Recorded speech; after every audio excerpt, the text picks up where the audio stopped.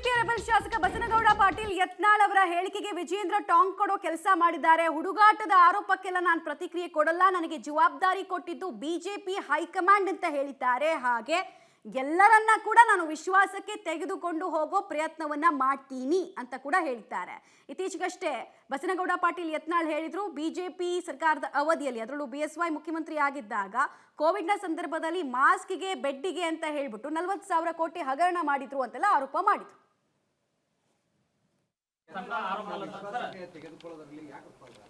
ವಿಫಲ ಆಗಿದೆ ಅಂತ ನಿಮ್ಗೆ ಯಾಕೆ ಅನ್ನಿಸ್ತದೆ? ಸ್ವಲ್ಪ ಸಮಯಾವಕಾಶ ಬೇಕಲ್ಲ. ನಮ್ಮ ಜಿಗಜಿಗಣಿ ಸಾಹೇಬ್ರು ಇದ್ದಾರೆ, ನಮ್ಮ ಇಲ್ಲಿ ನಡಳ್ಳಿ ಸಾಹೇಬ್ರು ಇದ್ದಾರೆ, ಈ ಕಡೆ ನಿರಾನಿ ಇದ್ದಾರೆ, ಬೆಳ್ಳುಬ್ಬಿರು ಇದ್ದಾರೆ, ವಿಜಯಗೌಡ ಪಾಟೀಲ್ ಇದ್ದಾರೆ. ಇರೋರ ಬಗ್ಗೆ ಮಾತಾಡಲ್ಲ, ಇರೋರ ಬಗ್ಗೆ ಯಾಕೆ ಮಾತಾಡ್ತಾರೆ ನೋಡಿ.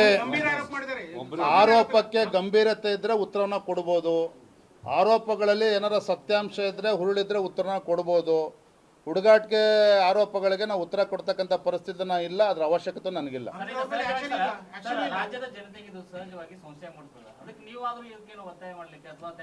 ತಮ್ಮ ಮೂಲಕ ನಾನು ರಾಜ್ಯ ಸರ್ಕಾರಕ್ಕೆ ಒತ್ತಾಯ ಮಾಡ್ತೇನೆ. ಯಾವುದೇ ಅನುಕಂಪ ಯಡಿಯೂರಪ್ಪನವ್ರ ಮೇಲೆ, ಯಡಿಯೂರಪ್ಪನ ಕುಟುಂಬದ ಮೇಲೆ ತೋರಿಸ್ತಕ್ಕಂಥ ಅವಶ್ಯಕತೆ ಇಲ್ಲ.